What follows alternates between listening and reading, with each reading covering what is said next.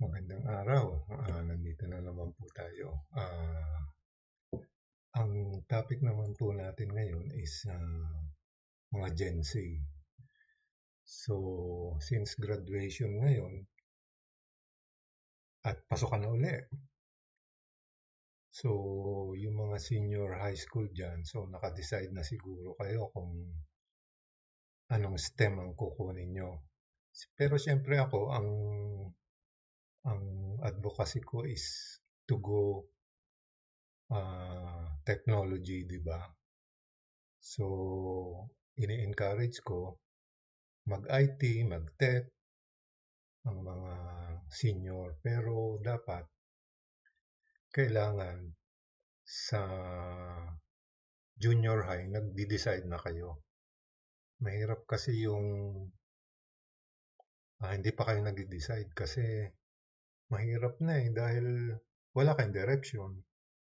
Although talagang maraming problema, mga Gen Z kasi yung mga magulang nyo busy, baka walang pang-enroll, basta sige lang, laban-laban lang.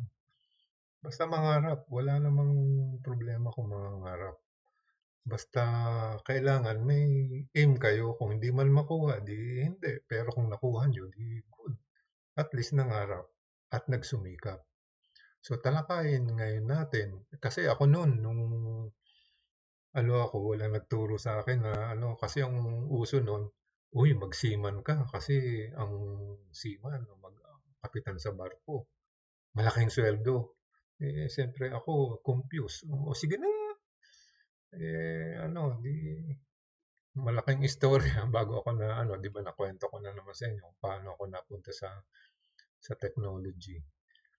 So, ini-encourage ko kayo na i-decide na ngayon na junior high pa kayo, papuntang senior high, may i-align na para hindi kayo yung nagdududa.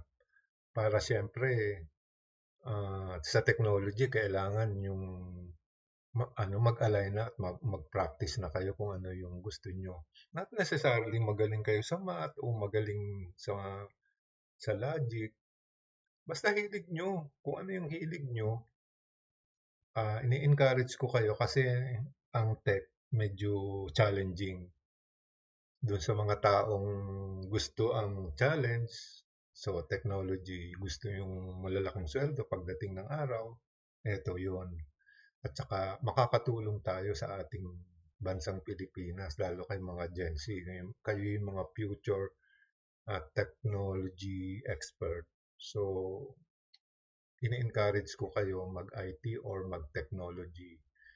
Huwag nyo nang hintayin dumating yung grade 12 o huling taon sa senior bago isipin ang kursong kukunin nyo. Isip-isipin na nyo. Kung hindi pa man, basta nandun kayo, nakapokus. Ngayon, kung maisip niyo IT, di mas maganda.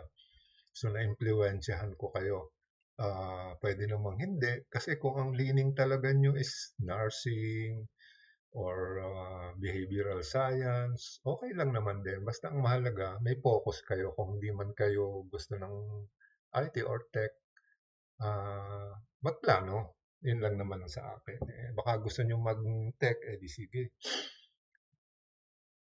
O baka nalilito pa kayo dahil napakaraming pagpipilian. O baka wala kayo napagtanungan o nalilito kayo sa dami naman yung napagtanungan. So, sa paghahanda, nagbibigay ng mas maraming pagkakataon para magtagumpay. So, habang nandito ka pa lang, di sige, isipin natin kung ano yung technology. Technology hindi na technology na ko. So, kailangan ang kurso kasing ito ay maraming oportunidad, lalo na tayo na sa ibang vlog ko nasabi ko na ang AI nagsisimula na dito sa atin. Tayo yung gumagawa, yung nagpa-fine tune or isa sa mga development natin. Dito dinadala yung AI. So,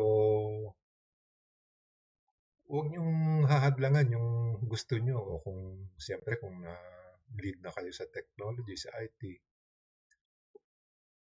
okay lang yun, talagang lahat may kakulangan sa pera o may mga pagsubok tayo sa buhay. Basta mangarap lang na 'pag college ko ito yung kukunin ko. So, marami namang ano, napatunayan na kahit mahirap nakapagtapos.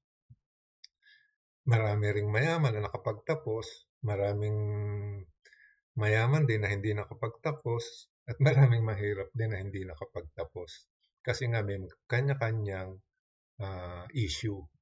So, laban lang, patuloy lang sa pag-aaral.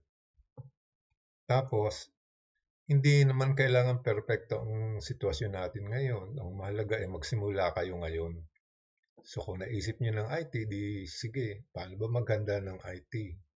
Hindi lamang sa trabaho lang hinaharap, kundi sa susunod na henerasyon natin, yung mga mahuhusay na tayong programmer, cybersecurity expert, AI engineer, technology entrepreneur, at maaaring ikaw, isa ka dun. So, simulan ang paghahanda ngayon sa kinabukasan na naghihintay. So, ano ba yung kailangan nating gawin? Yan. Ito yung mga senaryo. Optional lang po ito kung sa akin naman opinion lang to based sa kwento-kwento natin at sa based sa experience ko. Kailangan i-overcome natin yung mga problema kung paano tayo makapili. Kailangan mag-decide tayo. Hindi dili-dali. Ibig sabihin, wala tayong, kung sa compass, paikot-ikot lang yung turo. So, at wala naman, lahat naman tayo may problema. So, diretso lang. Diretso lang. Ay ngayon, kung na-decide mo na ang future mo at nag-tech ka na, nag-IT ka na, ay congratulations. Tinitiyak ko sa iyo, siguro hindi na ako buhay no, pero pag-graduate mo at pinagsikapan mo ito, aasenso ka, sinisigurado ko yun. Dahil kung ako ngang tatakbuhin lang, umasenso, ikaw rin, galing din ako sa mahirap. O, umasenso rin. So, ginagaranti ko sa iyo, pag naka-graduate ka at naano mo yung future mo na plano mo, magkakaroon ka ng magandang kinabukasan. Kung yun ang gusto mo optional lang man lagi ang sa akin. So, isa sa mga ano ko sa kung aabutin mo pa rin yung college at nag-IT ka na, pipiliin mo yung yung OJT na maganda. Halimbawa, gusto mo programming, doon ka papasok sa kumpanya naman maraming programming ang trabaho. O kung gusto mo naman yung nagre-repair ng mga computer, doon ka sa kumpanya na nagre-repair ng computer para kung ano yung gusto mo, yung hilig mo, doon ka mag-OJT. Kasi pag nakita ka nung kumpanya na yan, ikaw i-hire ka na at magaling ka naman pala, sasabihin doon. Start na yan ng ng professional career mo. So, sana yung ikaw na nanonood dito, makaabot ka sa OJT level, yung mga senior high ngayon. Maka-OJT level, pagsipmikapan nyo, kung walang pera, hanap kayo ng scholarship, doon sa mga libreng school, basta ang mahalaga makagraduate kayo ng college. Kasi yung training dyan, ang magdadala sa inyo sa malaking sweldo or professional advancement.